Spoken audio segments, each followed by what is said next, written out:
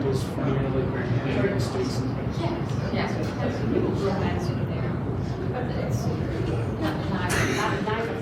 Okay, we're right at 12 o'clock. Happy afternoon.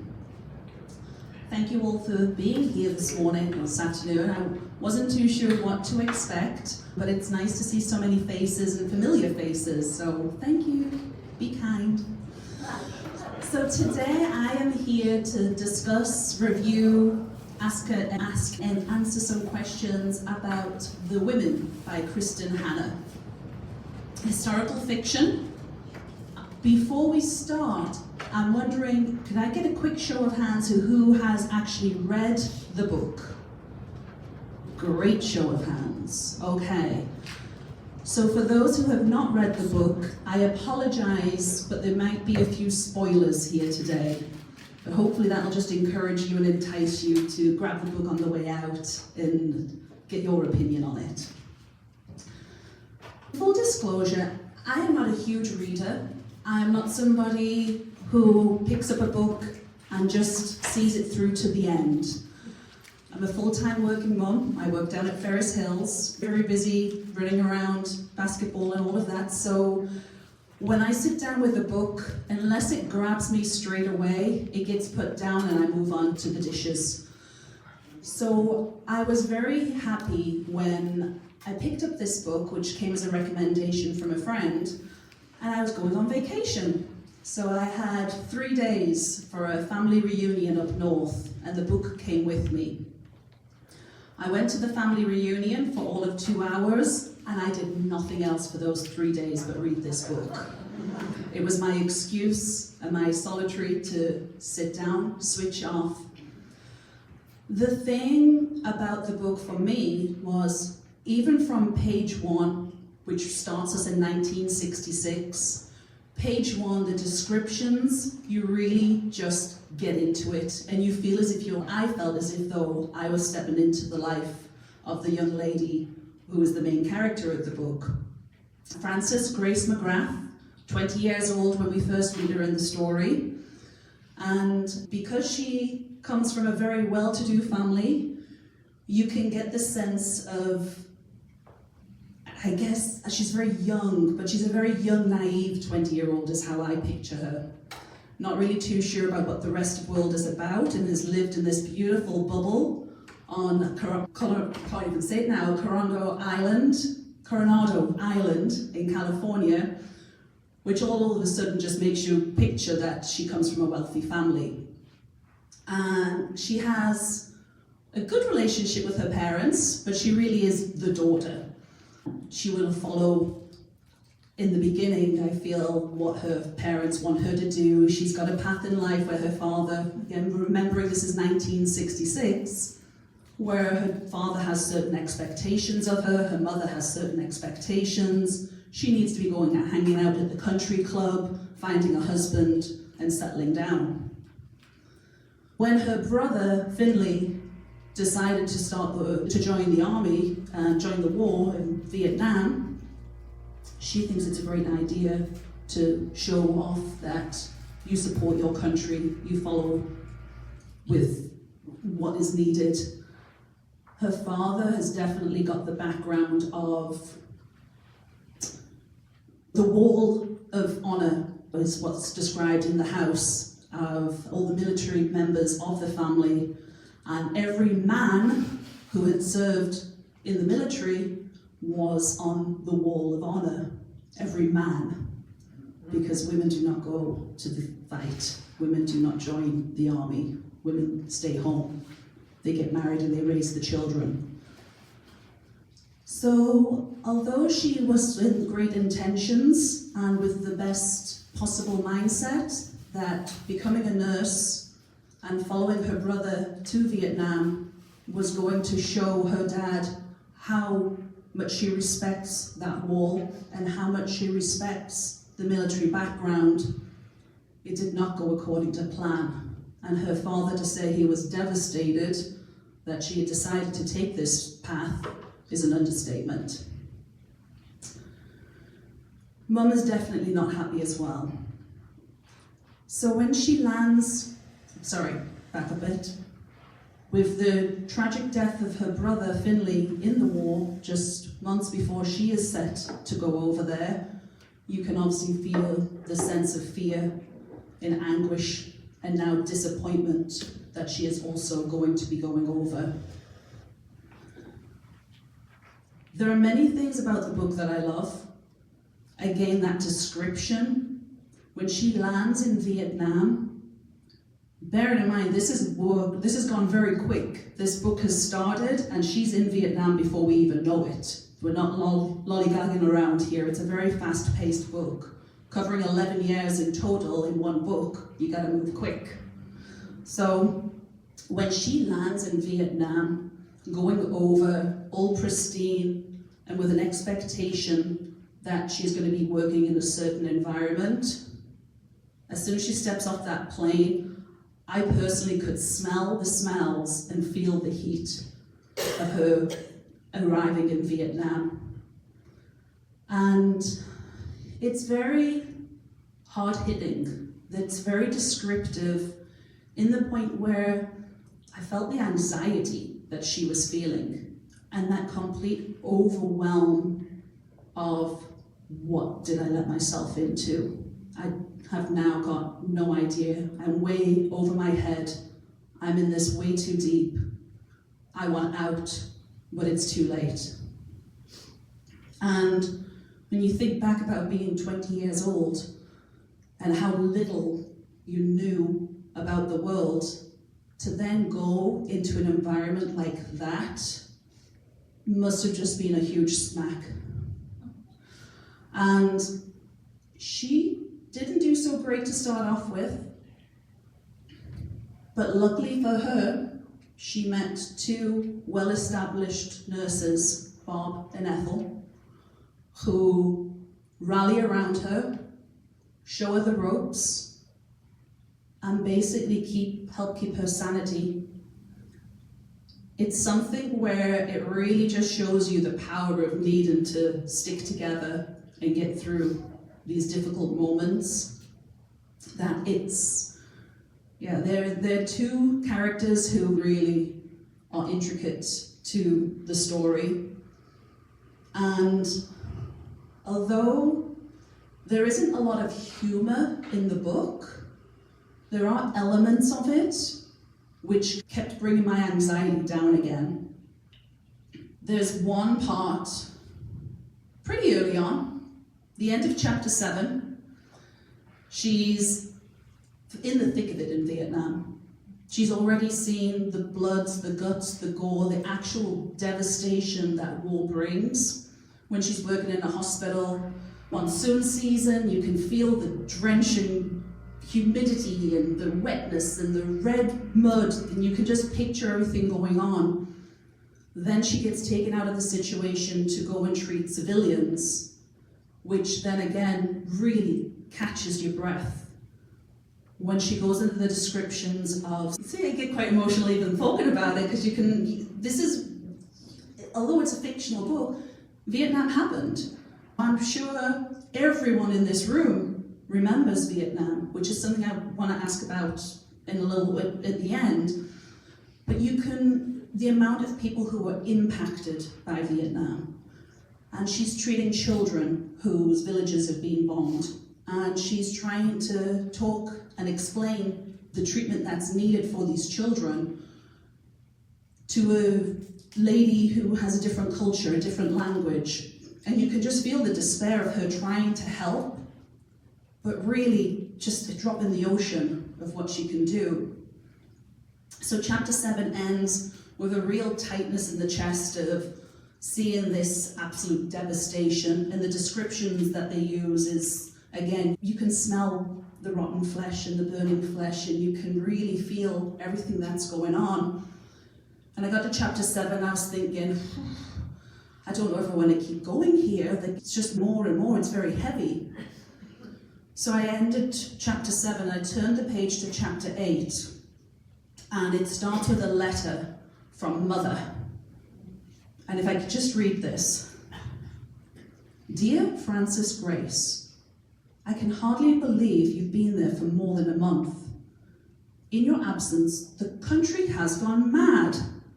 Sit-ins, protests, raised fists. Believe you and me, more than a few of these free love girls are going to wake up in trouble.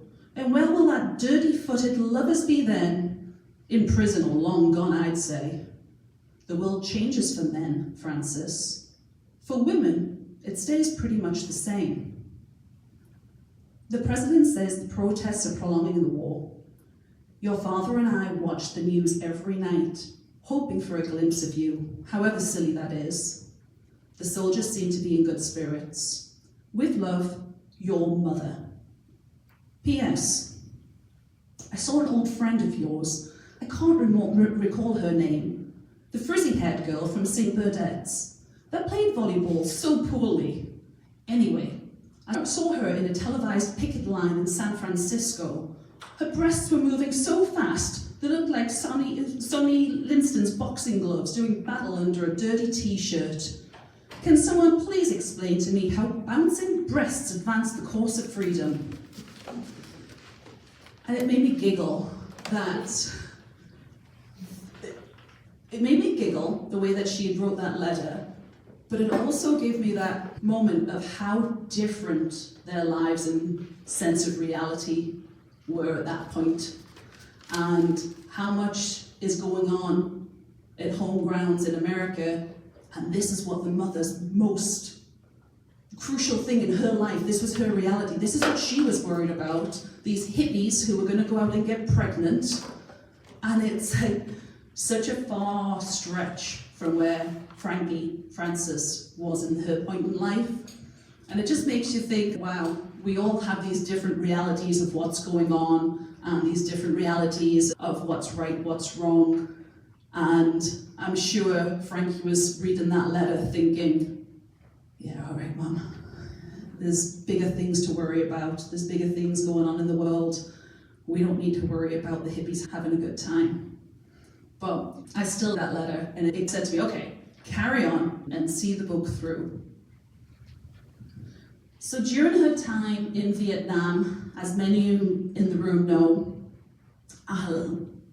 aspects from her life back at home get woven in, mainly with a character which was her brother's best friend, Rai.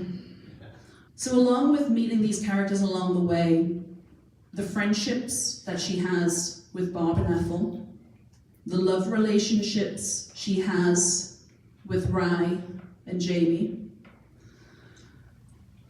During Vietnam, it's interesting how it all cycles around from the beginning and back through, as in they come across as certain people who you think are just going to touch on her life. But it really, by the end of the book, you see how relationships impact you. And that made me think as well about different people I've met in my life, and that sliding doors experience, that if these certain people hadn't have come into your life, how much better off or worse off would she have been? So the love stories, and then the betrayal, and the anxiety that she feels whilst away. And when she gets home, it makes you think about different people that you've met in your life. So her time in Vietnam, being so emotionally charged, it's very hard when she comes home. And again, this happens fast. So less than a third of the book is actually in Vietnam, and the stories of the devastation that went on. When she comes back, that's really the telling sign of how much this impacted her. 2 years she stayed in Vietnam, and then she feels as if she's got the next 10 years of just trauma, and how she gets through that trauma. The friends she meets are very supportive, and one thing that gets me and what I question is she obviously had this very negative experience being a woman in the army in Vietnam, but so did these other women who were there. And I feel that those characters they didn't have as much trauma, or they didn't allow the trauma to impact them as much. Another one of the characters also lost their brother. They all lost people that they loved during Vietnam. But then you go back to think, what were the main triggers that caused Frankie to go down such a deep, dark rabbit hole that didn't impact these other two? Is it just a kind of mindset where that was the past, I'm moving on, and people can block certain trauma out easier than others? Or is it that something else triggered her? I don't know. She's a complicated young lady, and that's another thing as well. 20 years old versus the others who were 25 and 26. Does that extra 5-6 years of life experience, did they get a stronger foundation and have more of a grasp on what was going to be happening, rather than this sheltered young lady who had everything done to her, everything handed for her as such? The others have come from a background where they had more life experience. You can tell they didn't come from the money that Frankie came from. So whether or not she was more susceptible to those negative impacts. So you feel for her. Getting back home, though, I found it very sad how negative her own family were towards her, especially her father. I found it very sad that he was ashamed of her going to Vietnam. This wasn't something, there was no way she was going to be on the wall of fame, the wall of honor with the men who had served. She already got a hit from him by basically being disgraced.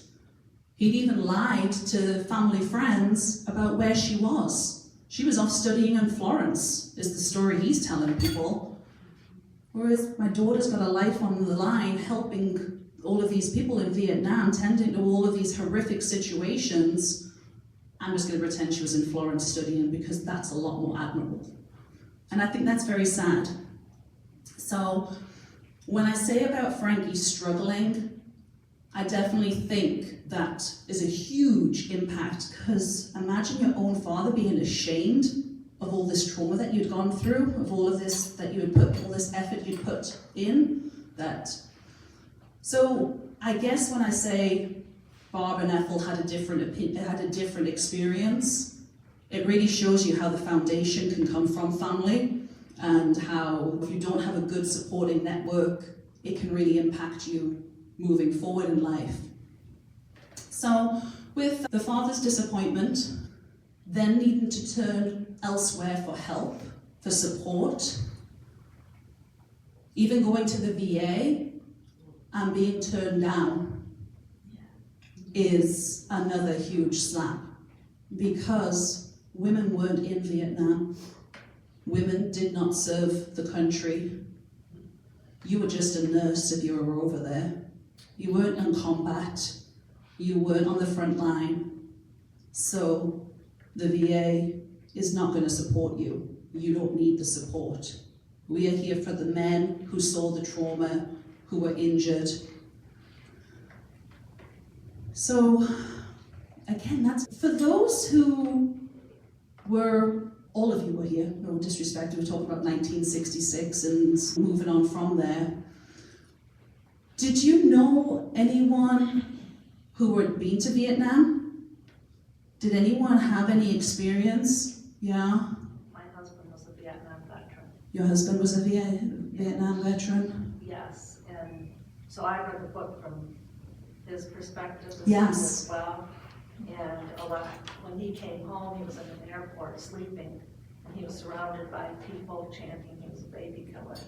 After that, they said, don't wear your uniforms home, don't do that.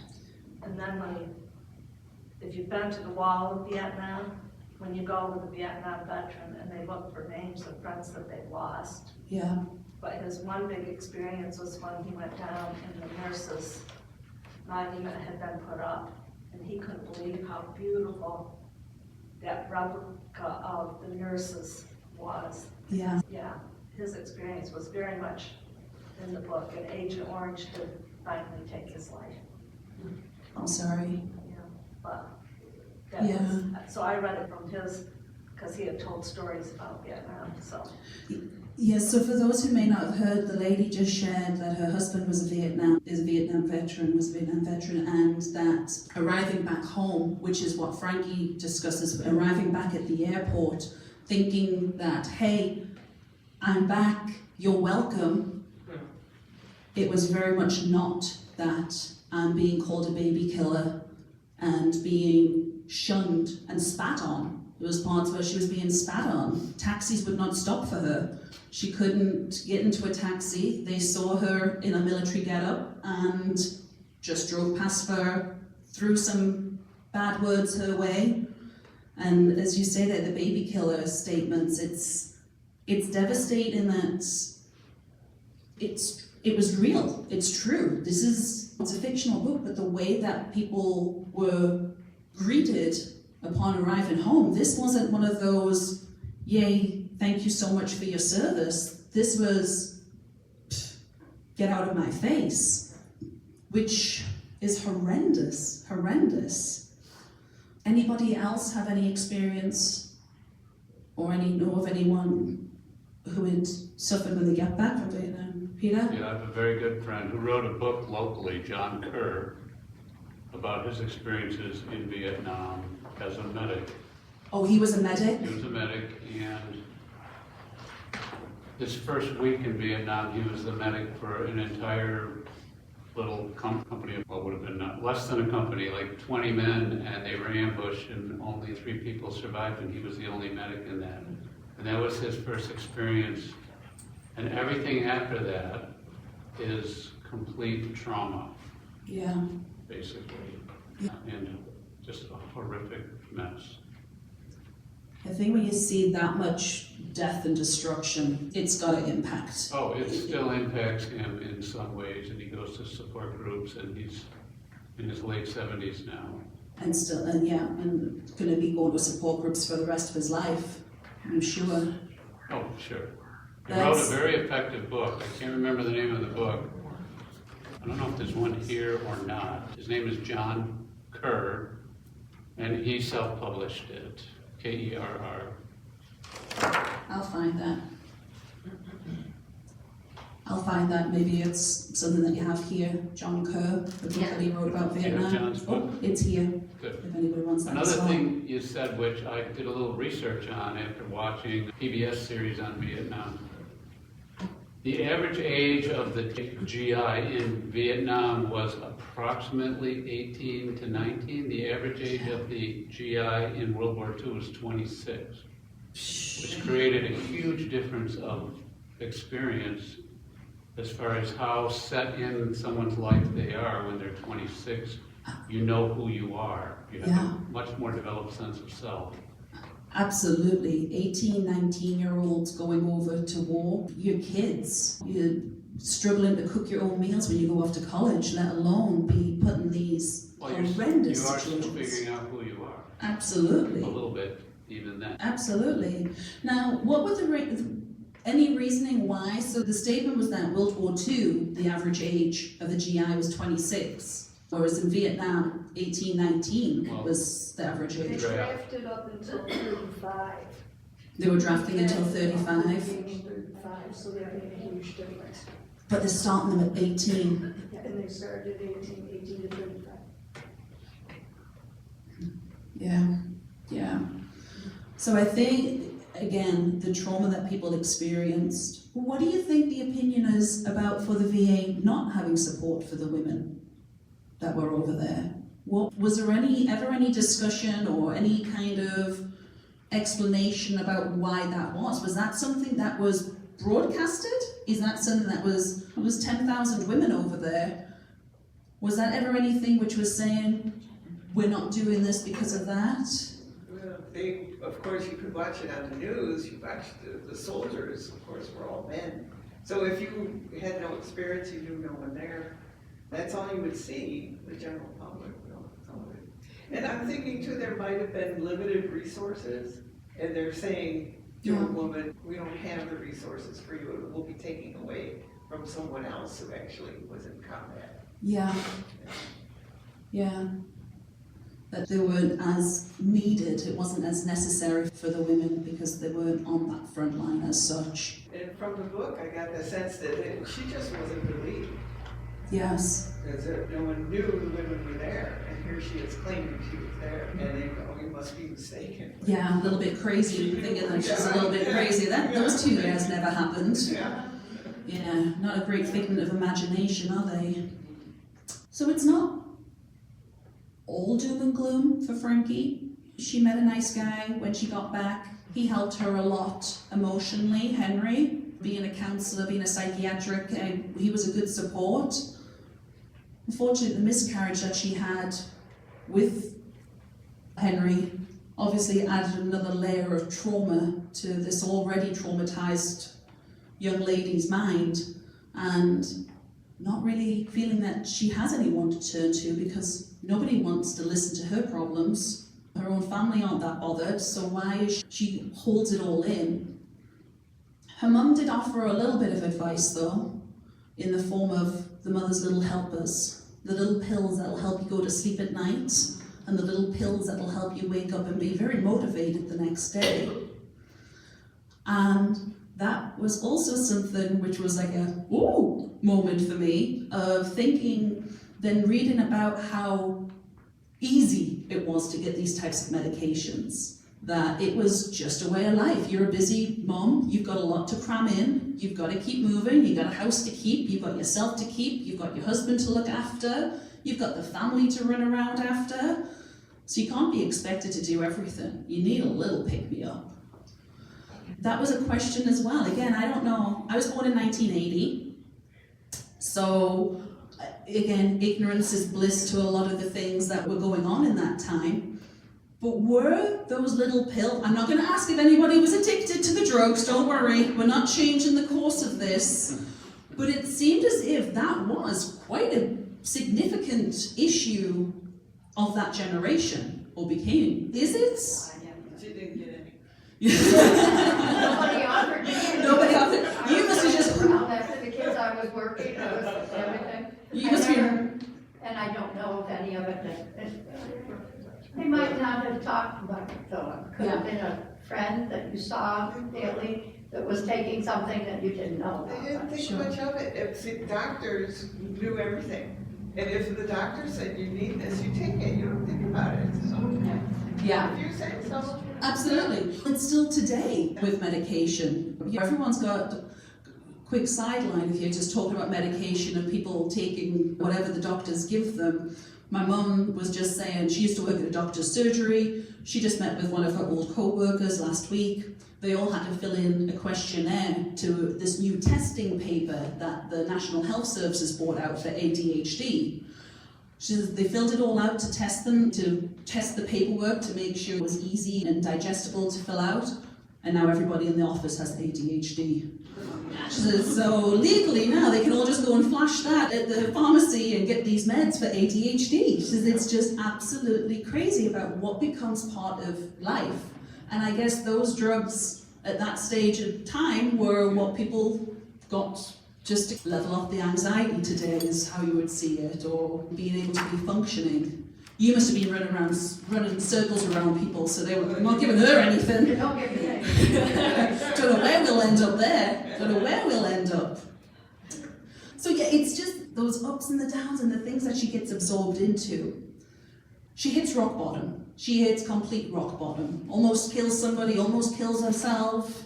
Ends up being in a dire situation to the point where her friends are like, come on, you're coming with us. We've got to get you straightened out. We need to take you out of this environment with all of this negativity, and let's do something together. So she then ends up having a new purpose. Barb and Ethel again come back into her life. The real girl power, let's get through this together. You've got to laugh, otherwise you'll cry. We'll scrape her off the ground and piece by piece start picking her back up. I feel that when I read the book, they are three extremely different ladies that if they did not have this one common ground, common purpose, they would never have become friends. I think they're three extremely different, all different ends of the spectrum, and that they would just never have gelled. But because they had this horrific experience and trauma to bring them together, they realized that we really need each other here. We really need to stick together and do better. So different elements of it, starting to do women's rights and starting to bring the light on the situation in Vietnam, protesting to bring the other soldiers home, protesting that the war needs to end. Even that though, getting shunned out of the protest because this is for veterans only, you don't belong here.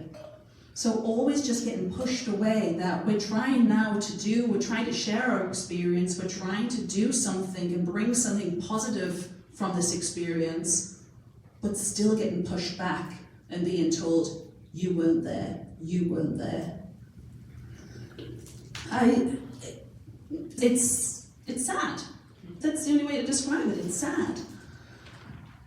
But again, even through all of the sadness, the different bits of humour, Mum keeps me up because Mum just is so unbelievably out of contact of everything that was going on. She's just in her little bubble, even after she suffers a stroke and has her own issues going on. She's still so far out of whatever went on, and it's an ignorance is bliss. My blinkers are on. And the pills have something. The pills have something to do with it, so maybe, yeah, self-medicating, maybe there was a plus there for the mum. But she definitely, just the little bits in there, she's not ditzy, she's a very strong woman, but she's just blinkers, yeah. But it makes me laugh, and it does add a little bit of humour now and again.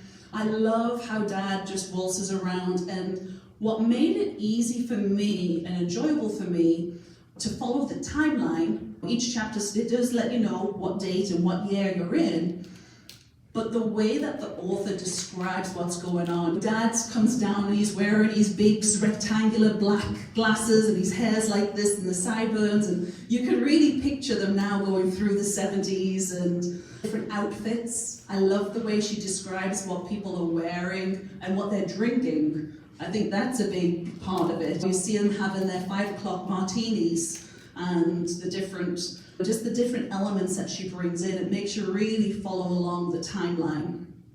And I just think that would have been a fun, not in Vietnam, but back in America, that would have been a fun situation to be in. So she's back, and she's just about ready to settle that Henry is the love of her life, and life could be good. He's a solid guy. He worships the ground she walks on. He understands where she's coming from, and he wants to help her. She can be herself, all the warts and all of the horror, she can be herself with him. And you think, okay, maybe you should just settle.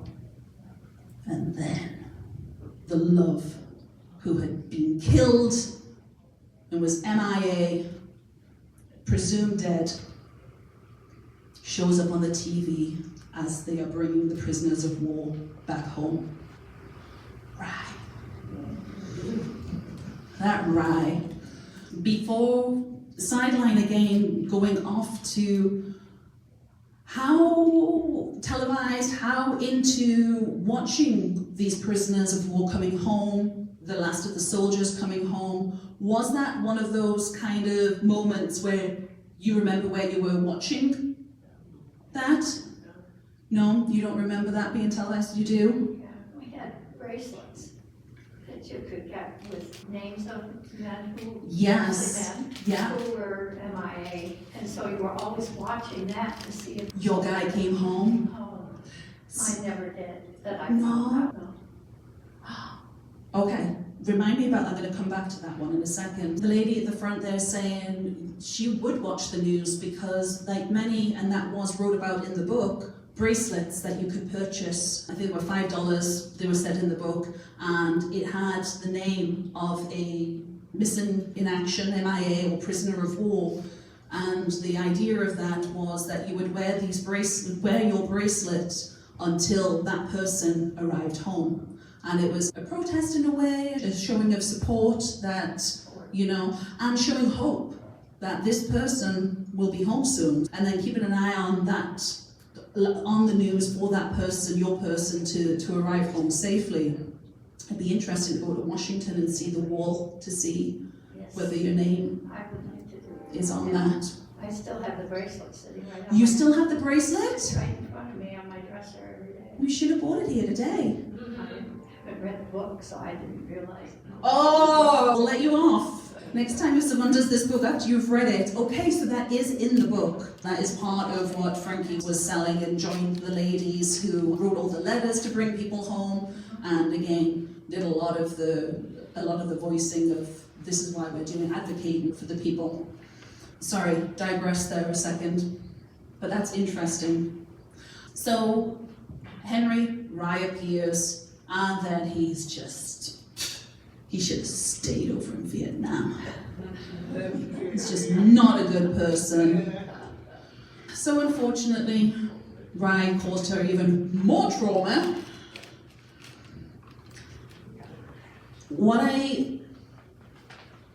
Again, the ups and the downs and the trials and tribulations that go on. Near the end, she has her moment when she is invited to go to Washington, D.C., see the wall, the Vietnam Wall, which gave her so much peace. You overlook about these different monuments. You walk past monuments and statues and they're there. There's nothing really, oh yeah, that's interesting, or oh gosh, that's pretty, or oh yeah, that's moving. But when I'm reading about Frankie being there and that feeling of, okay, I've been accepted now, I've been invited, and that whole whirlwind of memories that would have gone swirling around in her head as she's reading these names on the wall and trying to find the names of people that she knew over there.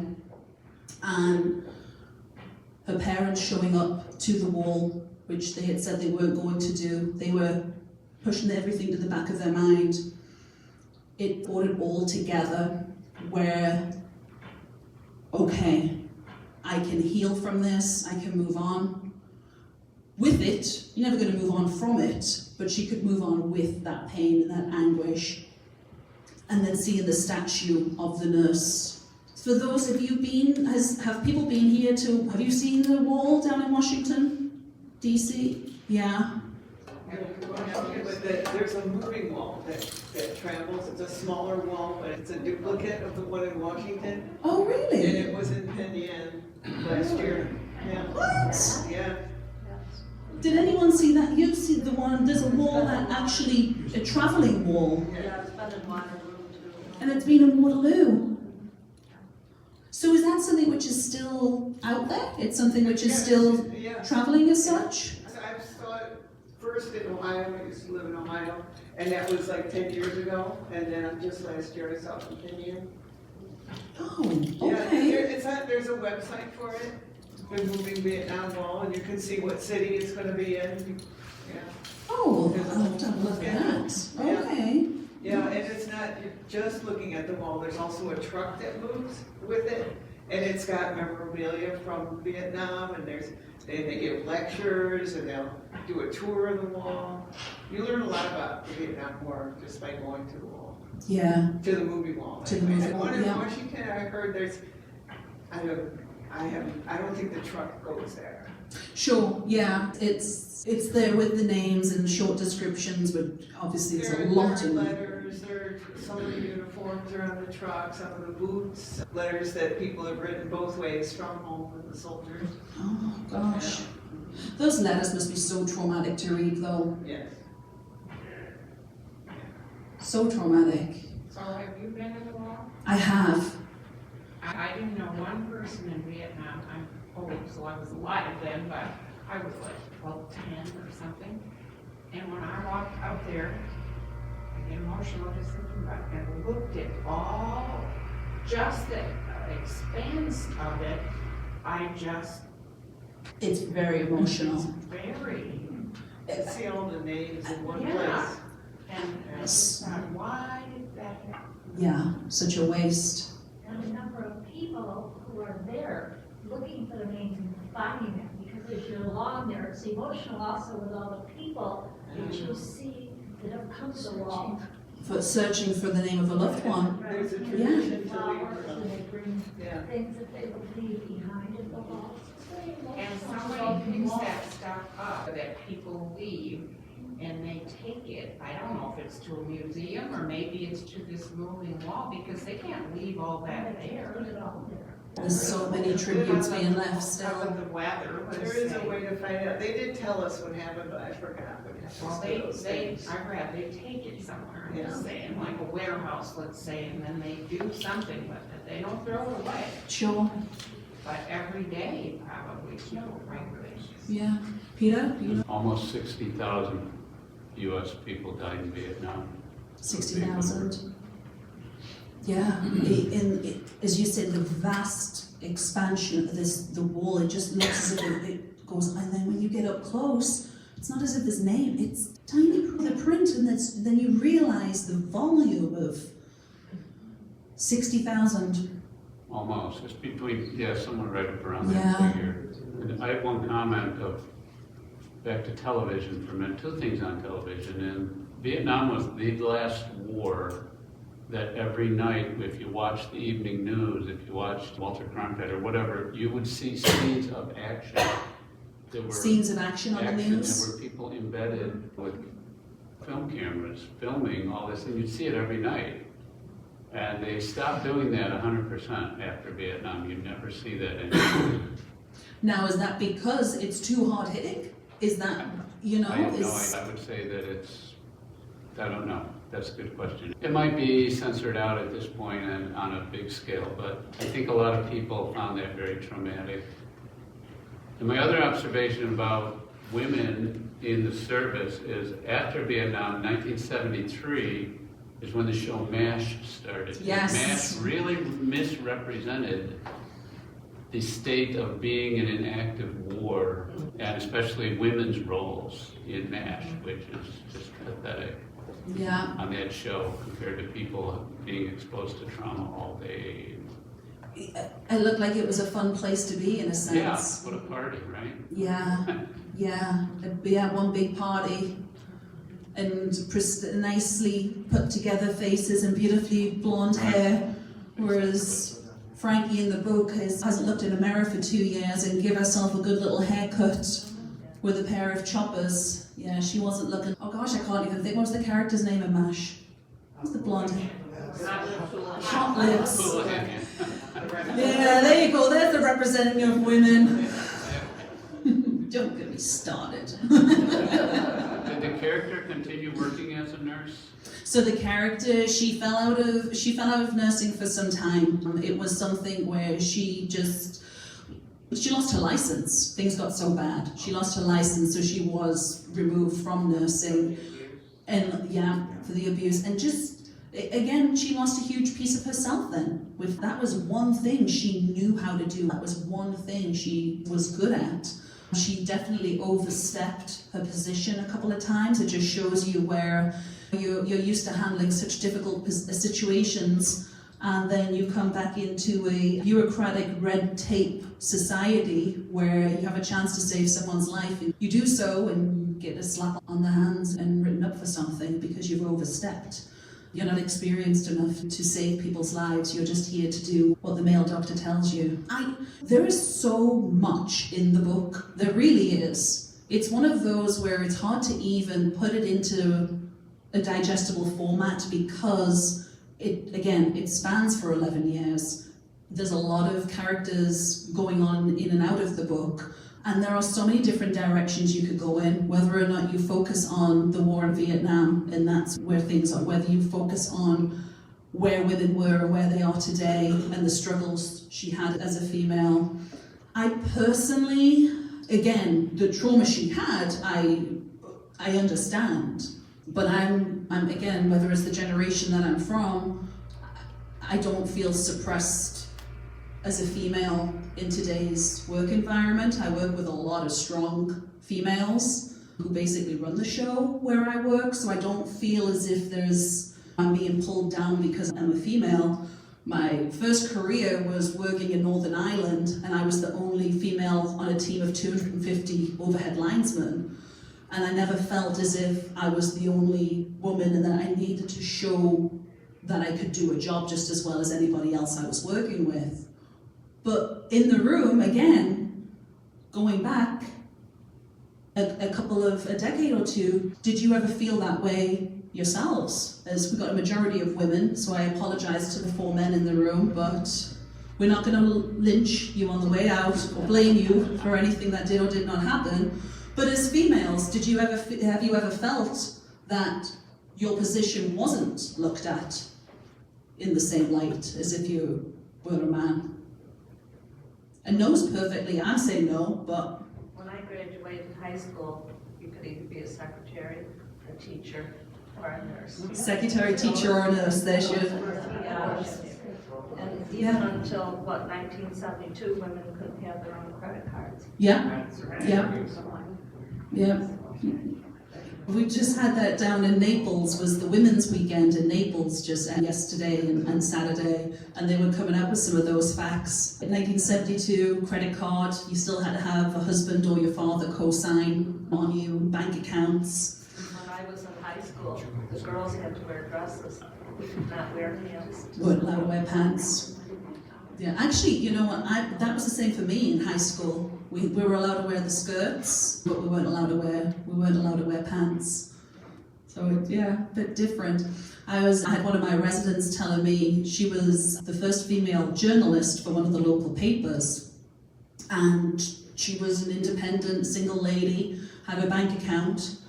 The day she got married, the following day she got a letter from the bank saying, you now need to close your account and reopen it with your husband on there. I don't know, I see a few people nodding. That was how it was. Yeah, different world.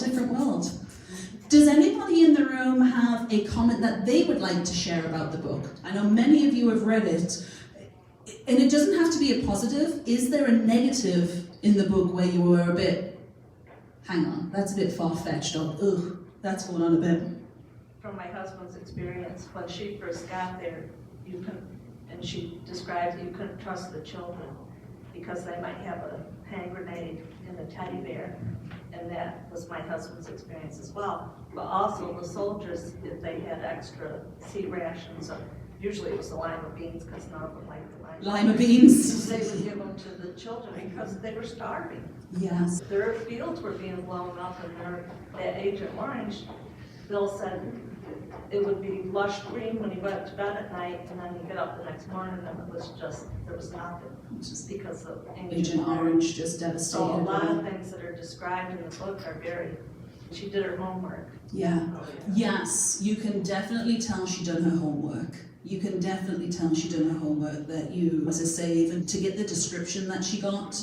And yeah, I've been to Vietnam and Hanoi, and I've prisoner of war museum, and just the way that she's wrote it, you can see some of the photos. I've seen some of the photos over there, and I felt the humidity over there, and you can just, again, really home in there that... And also the PTSD, like my husband didn't suffer from that. He saw a lot of action. He was there for the Tet Offensive. He was ready to come home, and they had taken his gun, and the Tet Offensive happened, and they gave him back his gun, and he had to go back out into the field. Because that was one of the horrific things they wrote about in that book. Yeah. But the PTSD, well, and that's from the male perspective, a lot of men were diagnosed with PTSD. Some of them saw more action than others. Frankie stayed there 2 years. She saw a lot of action. Like you said, she came from a really good home. Never had seen anything like that. She wasn't prepared. Yeah, sheltered, very sheltered life. Yeah. So does that make the difference in who came back with PTSD? Or was what they saw over there, or Yeah. hard to know? Yeah. But even the VA, it took my husband a long time to get 100% disability from the VA. They have to really work to get disability from the VA. Absolutely, absolutely. Does anybody else have a final question or comment that they would like to ask or make? I wonder when you said that, do you think it was because it was just the Vietnam War or anybody that tries a veteran, like if somebody came back from World War II to get their. Oh, I think it's any veteran from Oh, okay. any era. My father came back from World War II. PTSD wasn't a thing back then, but he certainly had it. The way we grew up and stuff. But I remember he had surgery and he went to Syracuse to the VA hospital, but it was months trying to get him in. I wonder where that was, that they, I think they were overwhelmed, especially that era. You still had people who were in World War II, the Korean War, the Vietnam War. I do think there's funding, staffing, and then also, unless you'd been there, as you say, like PTSD and trauma didn't exist. It's a mentality of the stiff upper lip and you just get on with things. It's in the past, move on. And I think it was hard. Resources were limited and there was such a high volume over that 40-year period.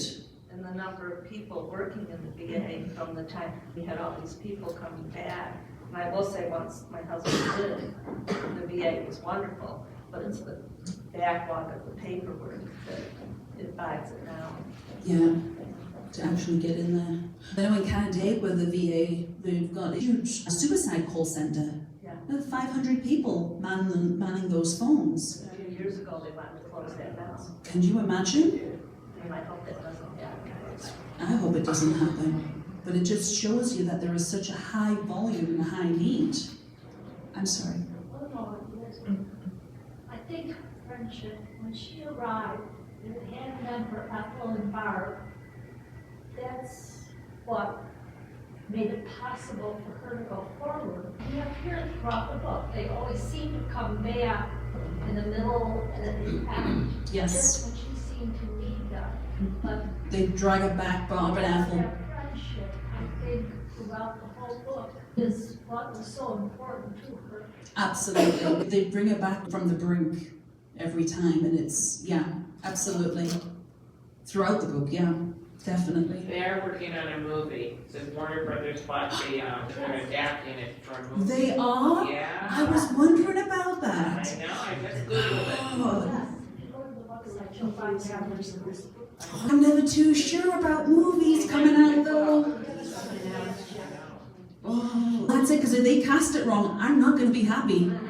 My Jamie, I know what Jamie looks like, and I know what Ryan looks like. So they need to be asking me what's going on here and what everyone looks like. Okay, that'll be interesting. That'd be interesting. Let me just find this one part. This is when you were saying about the women. This is about the friendship. This is the one that I liked when she said, "Thank God for girlfriends. In this crazy, chaotic, divided world that was run by men, you could always count on the women." Because, yeah. And that's not a dig to the men, that's just as women, we need, it proves we need our circle. Just need one other good woman there to help bring us up. Because men are from Mars, women are from Venus. It's very true. So the book really did instill about how important it is to have that one person that you can be yourself in front of and break down in front of. Okay, everyone, thank you very much for coming.